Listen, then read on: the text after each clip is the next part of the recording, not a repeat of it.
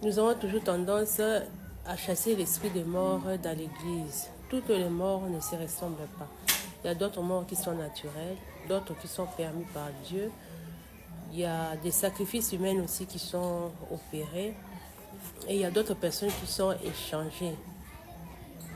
Pourquoi je dis cela? Parce que dans le monde spirituel, le sang est une monnaie d'échange. Le Christ s'est sacrifié pour que nous puissions avoir la vie éternelle.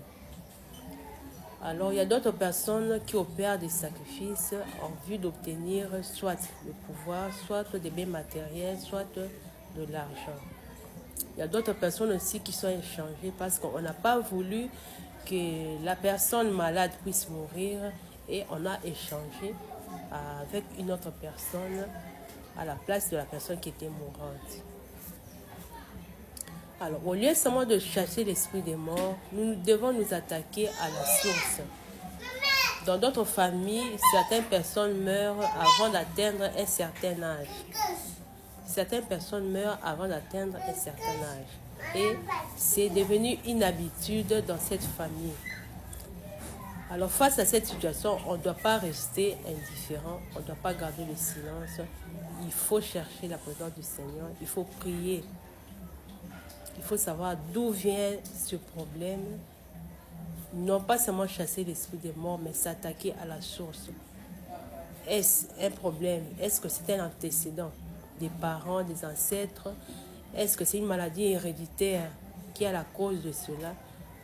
Est-ce que c'est la pauvreté qui pousse ces personnes au suicide, au souci? Et que sais-je encore? Face à cette situation, on ne doit pas rester indifférent. Dans le monde spirituel, le sang est une monnaie d'échange. Je le répète encore.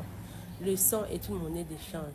Les sorciers sacrifient les gens, ils ont besoin du sang.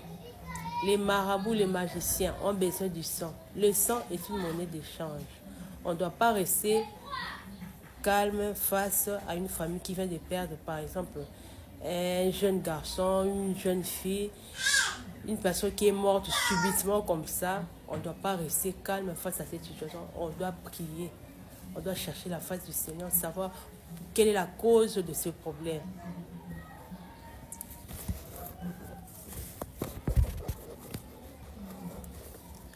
Alors, au lieu seulement de chasser l'esprit des morts, commence à chercher la source. Au lieu de chasser seulement la maladie, cherche à savoir d'où cette maladie provient. Lorsque moi j'étais dans le coma, j'avais vu les personnes qui ont cherché à me faire du mal, les personnes qui cherchaient à me tuer. Le Seigneur a permis que je puisse tous les voir. Et après cela, ça m'a permis vraiment de trop réfléchir à propos de la mort. Ne reste pas indifférent suite à toutes ces personnes qui sont en train de partir dans ta famille comme ça. Ne reste pas indifférent face à ce problème, face à cette situation.